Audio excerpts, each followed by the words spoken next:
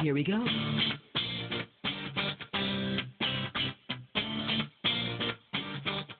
Let me lift you up. We'll go right to the top. Let the sun come up. Together we can fly. All our hearts collide.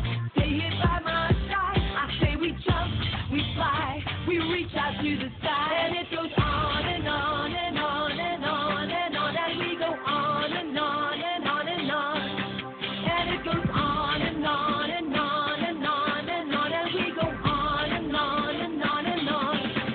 We're gonna fly high, be alive. Yeah, we're gonna fly high, be alive. We're gonna fly high, be alive. Here we go. Okay, magandang hapon sa lahat po natin mga kapanalig na nakikinig po Luzon, Visayas at Mindanao. Ang programa pong ito ay hatid sa inyo ng Forever Rich Philippines at ito pong programang ito talaga namang napakarami nating comment at nare-receive na text. Nagpapasalamat sa bagong programa na atin pong ginagawa tuwing last 4. And ako po si Dr. Algie Bacla, Doctor of Alternative Medicine, at marami ho kaming natatanggap na katanungan at sasagutin na lang namin yan mamaya, o kaya naman si Dr. Ramirez natin pong panauhin ngayon ay magbibigay ho ng mas malalim na kasagutan sa inyong mga katanungan. Okay, at meron tayong espesyal na panauhin ngayon. Siya po ay isang Doctor of Medicine, nag-aral ng orthopedic surgery, graduate ng orthopedic surgery sa Philippine Orthopedic Center, at arthroscopic surgery sa Philippine Arthroscopy Institute de Los Santos Medical Center. Ang ating pong special na panauhin ay walang iba kundi si Dr. Mario Ramirez. Magandang hapon, Doc, at welcome sa Be Alive sa Radyo Veritas. Magandang hapon sa iyo, Doc, and magandang hapon ho sa lahat na nakikinig. Ayan, so Doc, yung pong ating pag-uusapan ngayon ay nakasentro sa buto and sa iba pang mga concern na ating mga listeners na magtatanong po sa atin. Pero bago po natin pag-usapan yon, nais ko muna ibigay ang ating pong mga contact numbers na pwede po ninyong tawagan o i-text para po sa ating programa. Ang ating pong opisina ay located sa 1504 Robinsons Corporate Building, Ortigas, Quezon City. And pwede ho kayo tumawag sa 654-4038. Ulitin ko po, 654-4038 and 497-9244.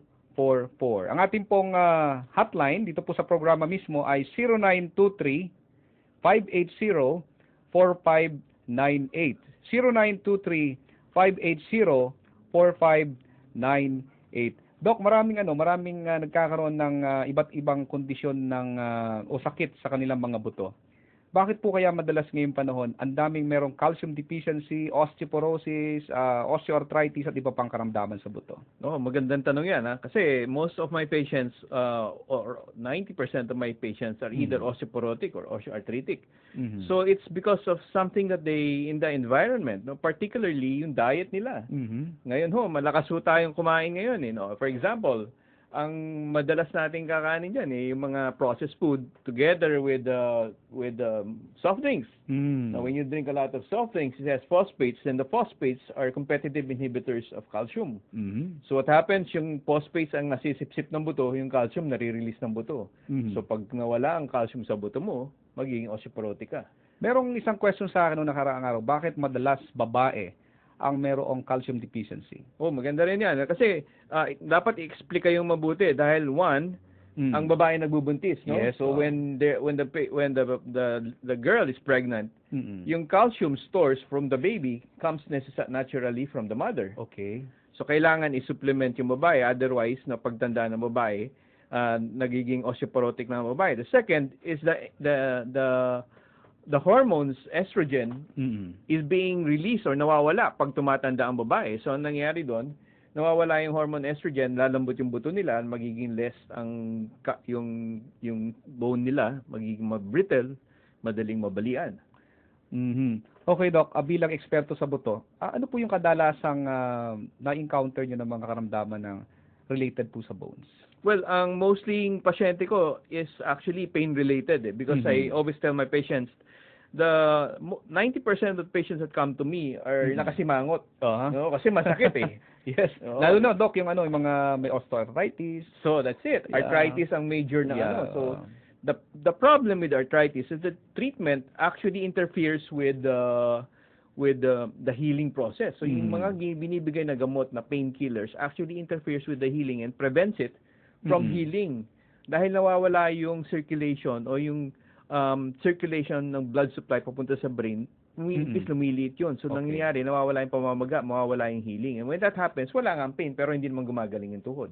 Okay, ibig sabihin, nakakatulong yung pain reliever to relieve the pain. Pero yes. hindi talaga siya gamot para dun sa tuhod. Correct. Because we're only treating the patient symptomatically. That means whatever the patient is feeling, yun lang ang ginagamot natin. But we are not treating the problem itself, which is the arthritis. Okay. So, Doc, may nagtatanong din sa atin na kailan sila dapat maging aware na sila pwedeng meron ng problema ng paghina ng mga buto at deficiencies? Well, early on, no, like in children pa lang kasi ang for example, osteoporosis.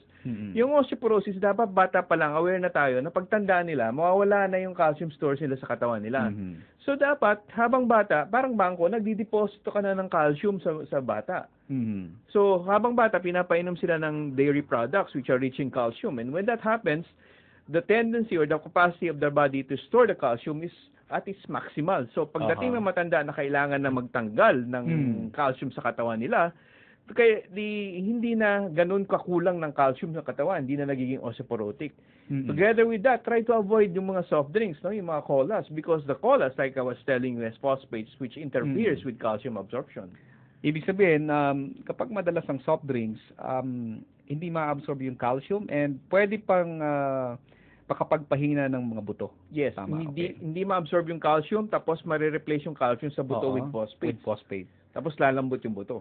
Ayan. So, usapang buto to mga kapanalig, and kung may katanungan po kayo, pwede kayong tumawag sa ating mga hotline 654-4038 and 497-9244, and yung ating text line 0923-580-4598. Dok, may mga cases na maraming problema sa bone, katulad po ng pagkakaroon ng fracture na hindi nila namamalayan may fracture na sila. Meron kasi merong texter na gano'n, nagka-fracture siya, hindi niya alam nagkaka-fracture siya.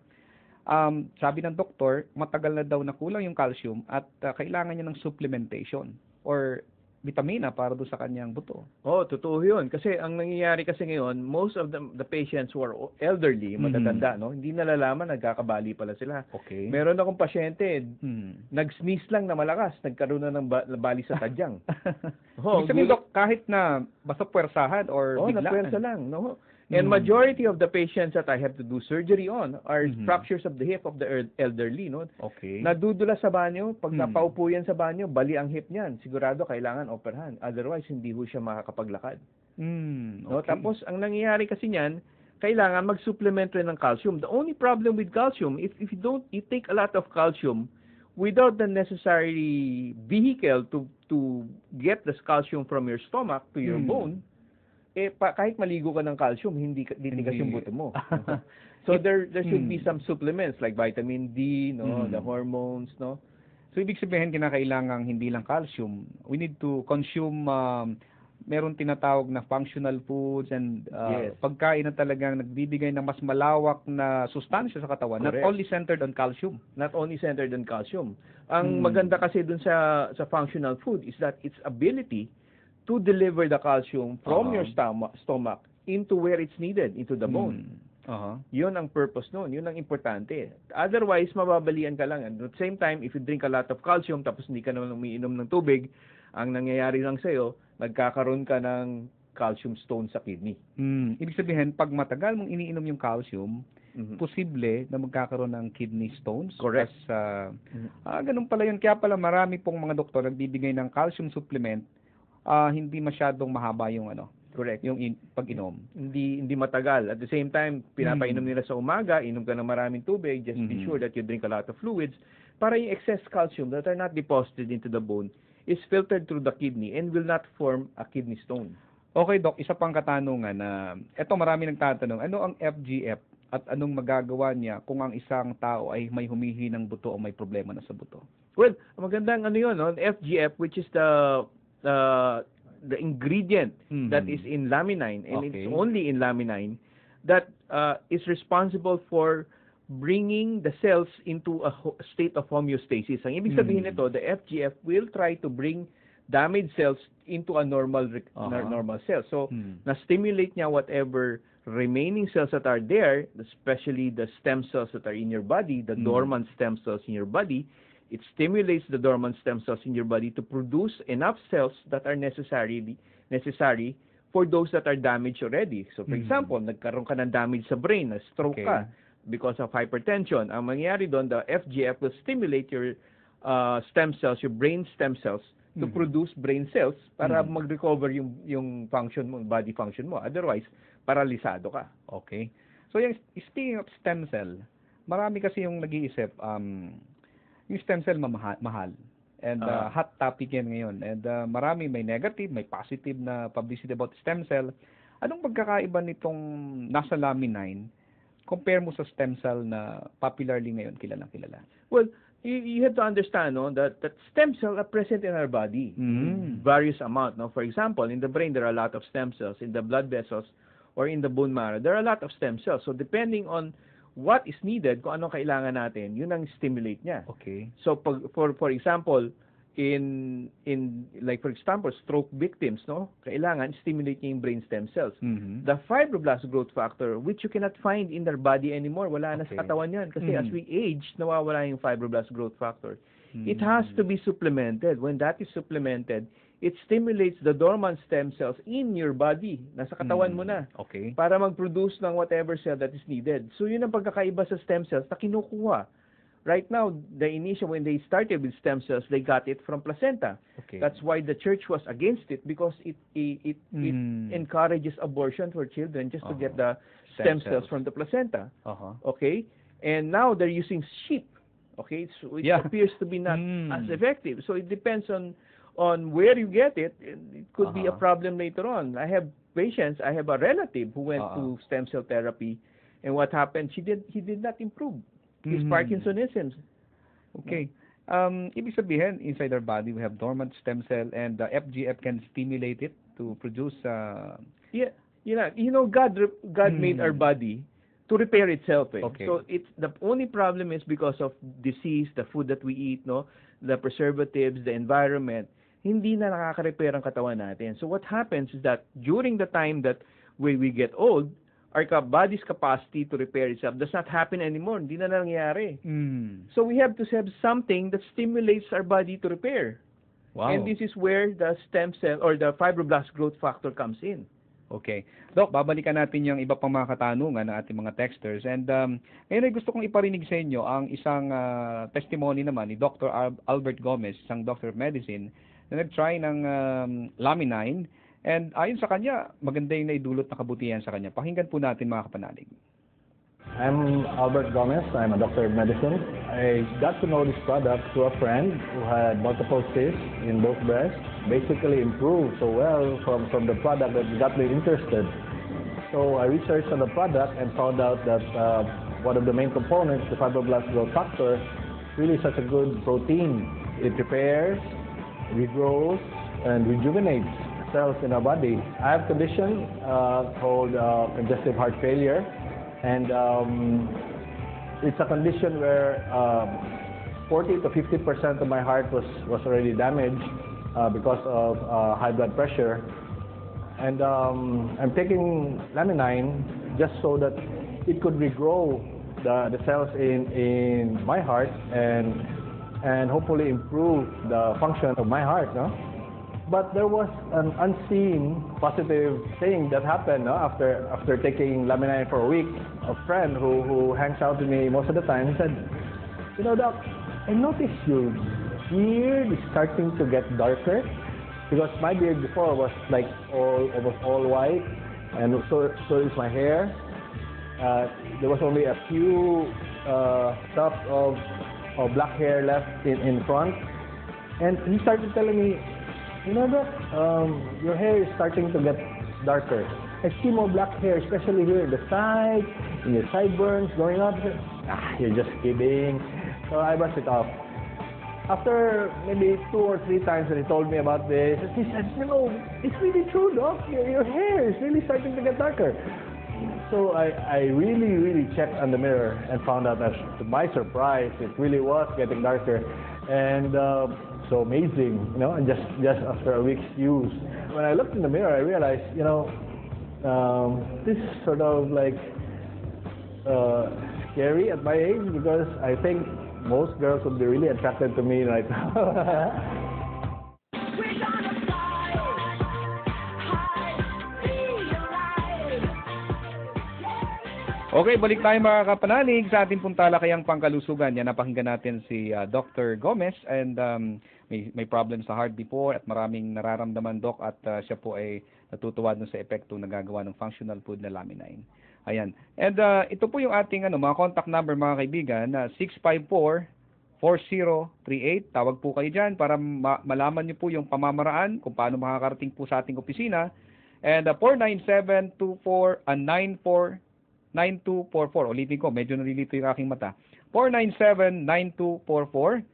At ang ating opisina po ay located sa 1504 Robinsons Corporate Building, Ortigas, Quezon City. And yung ating number, personal number dito po sa ating pong programa ay 0923-580-4598. Ayan, pwede na po kayong magtanong sa ating pong programa para masagot ni Dr. Ramirez. And Doc, yung tungkol sa amino acid. Marami pong nagsasabi, ano nga ba ang nagagawa ng amino acid? Ba't mahalaga sa ating kalusugan?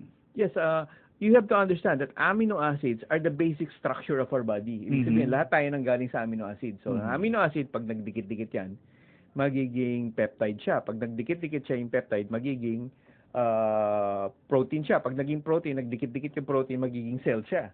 So, pag nagdikit-dikit yung cell, magiging tissue. Pag nagdikit-dikit yung tissue, magiging organs. Pag nagdikit yung organs, magiging organ system until you can finally have a human already. So, naggaling tayo sa amino acid. Okay. Now, what is important in Laminine is that the amino acid components are 22. Kompleto siya. So, para gumawa ng isang cell, kailangan kompleto yung amino acid mo. Otherwise, if for example, one amino acid is replaced by another amino acid kasi deficient siya, yung isa sobra. So, ang mangyari doon, it could call for a cancerous cell. And when a cancerous cell is already being manufactured, it grows sporadically, mabilis lumaki yan, and then cancer will develop. Meron bang pamamaraan na doktor ngayon na malaman kung may deficiency ka na sa amino acid, vitamins and minerals, and some weaknesses inside the body? Yes, that's very nice, because we do every test. It's for free. It's a high-tech test in the office in the 15th floor, Forever Rich Philippines, 15th floor in Galleria Corporate Center. You can go there every day. There are doctors there who are going to test you, and it's for free. Yeah. And when you test it, we can find out kung saan yung mga potential problems already, the cells that are damaged, and we can already tell you what to do or what to avoid. Kasi makikita natin from that test alone, which is high technology, from that test alone, we will find out saan ang mga problematic areas of the body. So, pag nalaman, mabibigyan na kagad ng prevention or Yeah, we can already supplementation? give advice as to what to do, what possibilities what doctors to see, what the dose of Laminine, the dose of other medications, kung ano yung mga problema. And pwede kayong makita ng ating mga kapanalig doon? Yes, I'm there every day, Every except day. Tuesdays, Monday to Saturday. So, nag-start ang ating Infinitus At 1 o'clock. analysis at 1 o'clock. And pipila lang sila na maaga do kasi masyado maraming pumupunta Masyadong doon. marami. Ang daming nagpapatingin because it's a very non-invasive procedure. Ibig sabihin, hindi ka kukunan ng dugo meron ka lang, may papagawa lang kami sa iyo, hawakan mo lang, tapos we will find out what the problem or the disease problems are in your body. Doc, may nag-question dito sa ating number.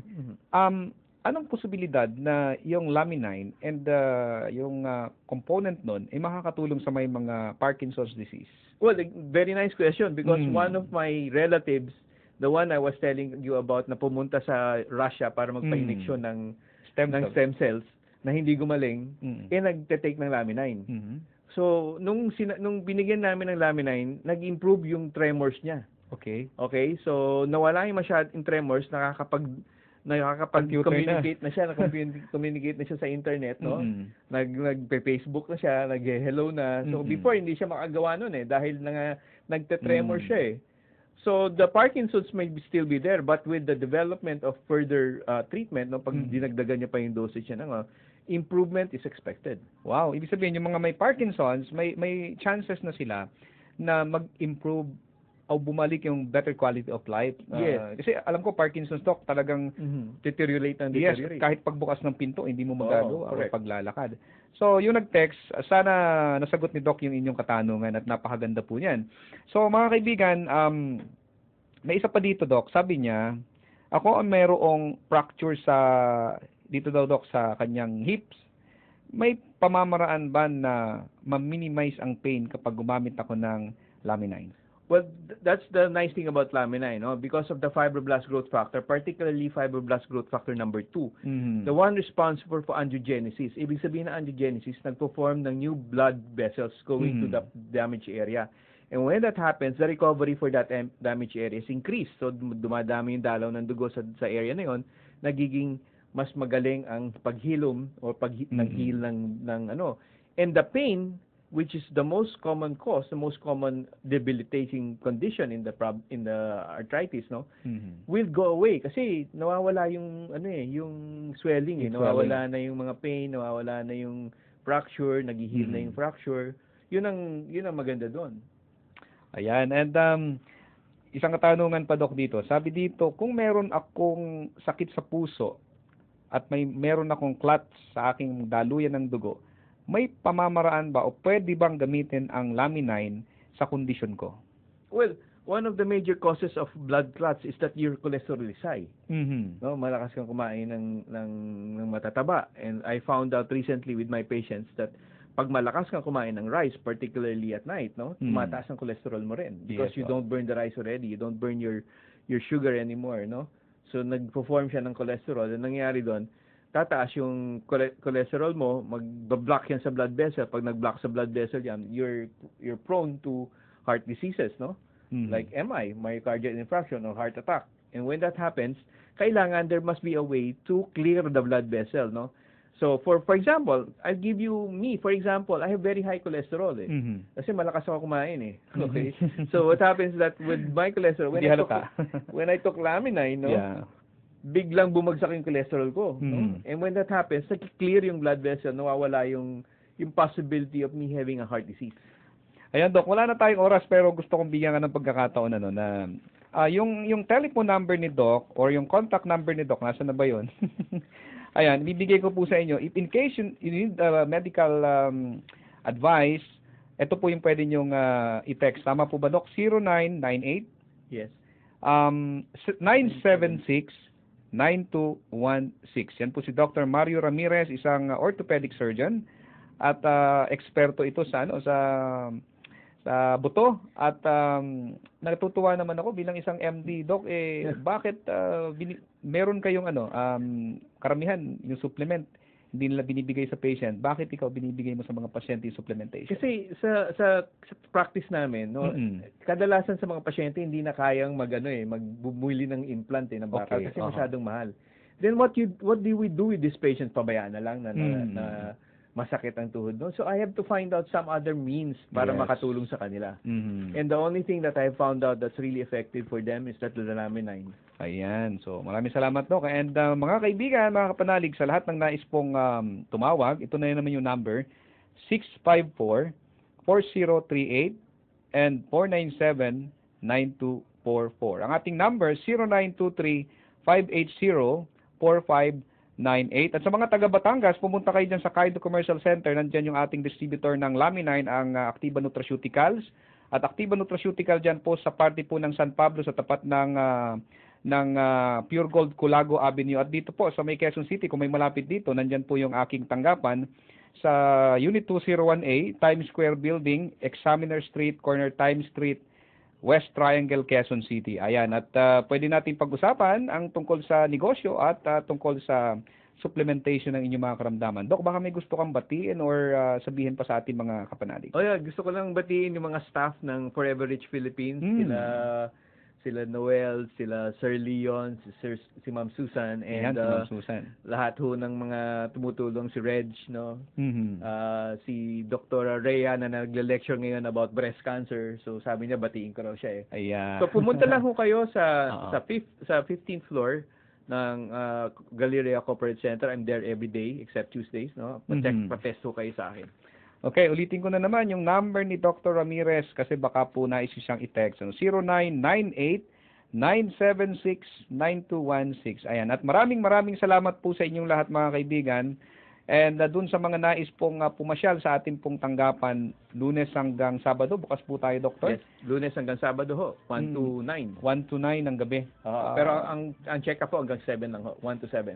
1 to 7. And yung mga magpapa-infinito, sinakailangang agapan nyo kasi napakarami talagang Napakarami pumupunta ho, doon. talagang May konting oras pa naman tayo, Doc. Matanong ko lang, yung infinitus, nakikita ba doon kung ano yung weakness mo sa katawan na pwedeng maging threat sa'yo na Yes. later on? Ang magaganda kasi doon, makikita kung mataas yung cholesterol mo, mataas yung blood sugar mo. Okay. Oo, makikita rin kung osteoporotic ka, kung mahina ang malakas ang calcium loss mo, no? Tapos makikita kung matataas ang triglycerides mo, kung malaki ang prostate mo. Maraming maraming So within a maikli lang yung panahon na i-consume. that's only about 1 minute. Siguro within 5 minutes, I can already give you a consultation. Then pwede silang magpa-check up ulit para mai-compare after taking our After supplement. taking the supplement, after taking Lamin-9, I usually ask them to come back after 2 weeks or after 1 month. Ayan, so napakaganda pala. Mga kaibigan, so yan ho yung kung nais nyo magtanong, pwede po kayong mag-text. Okay, ulitin ko na naman kasi mayroong nagsasabi dito ang number daw hindi nila nakuha.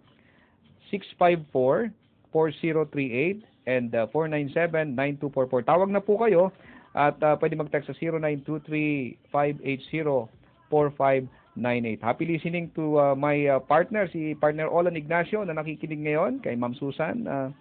And sa lahat ng mga nag-text na hindi ko nasagot, pasensya na po kayo. Bukas ulit sa ating pong programa. Guest natin si Ma'am Susan Barlin, ang nagdala ng Lamin-9 sa Pilipinas, Doctor. Yes. And thank you very much sa pakikinig. Nawa po ay nag-enjoy po kayo sa aming pong mga tinalakay. And Doctor? Yes, thank you again for listening. Come over at Galleria Corporate Center. We will check on you and advise you accordingly. Yan po si Dr. Mario Ramirez at ako po si Doc Algie Bacla. At maraming salamat sa inyong pagtutok at pakikinig sa programang Be Alive sa Radio Veritas. Nawa po, pagpalain kayo ng puong may kapal at sumain nyo ang katotohanan. We're gonna